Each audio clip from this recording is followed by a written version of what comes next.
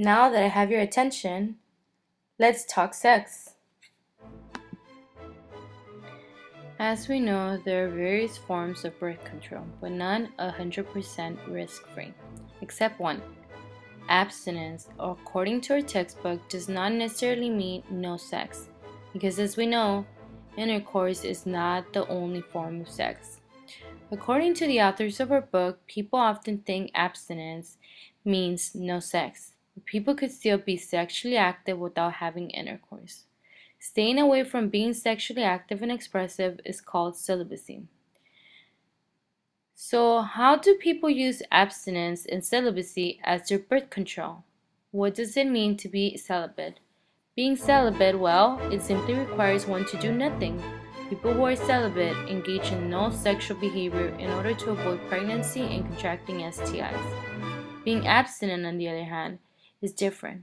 Being abstinent means avoiding risky sexual activities such as oral sex, intercourse, and anal sex. Being abstinent means searching for other ways to fulfill sexual satisfaction without the risk of becoming pregnant or contracting an STI.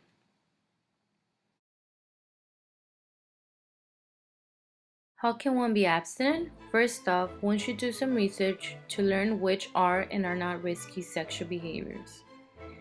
If one has a partner, the decision should be shared. People who are abstinent often seek for non-risky sexual encounters that for the most part are not very risky.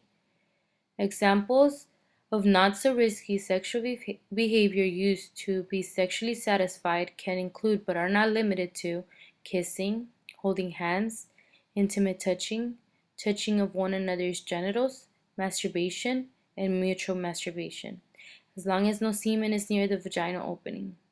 People who seek non-risky sexual activity often look to be physically intimate with their partner without actually having intercourse, anal sex, or oral sex.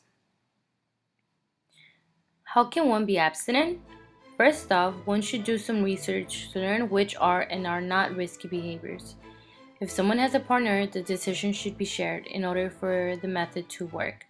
A person considering abstinence should decide ahead of time what activities he or she would be engaging in. Another typical way an abstinent person succeeds is by avoiding environments where sexual tension is high.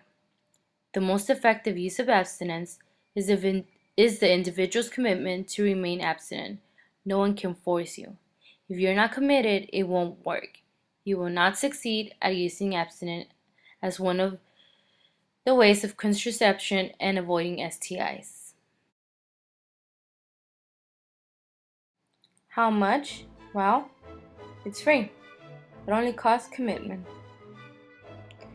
Some of the disadvantages that some people might find with being abstinent can be that oftentimes the amount of activities one can engage in without being at risk of becoming pregnant or contracting an STI, and at the same time feeling sexually satisfied, can often be limited.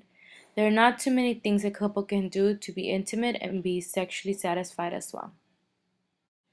Another disadvantage could be that oftentimes if one decides to be sexually active, it is not planned.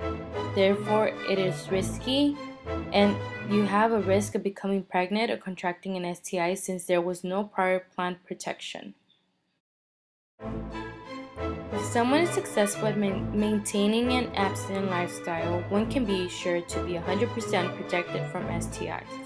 In order to become abstinent or celibate, one must make the decision while thinking clear, when not under pressure and not under the influence of alcohol or other drugs.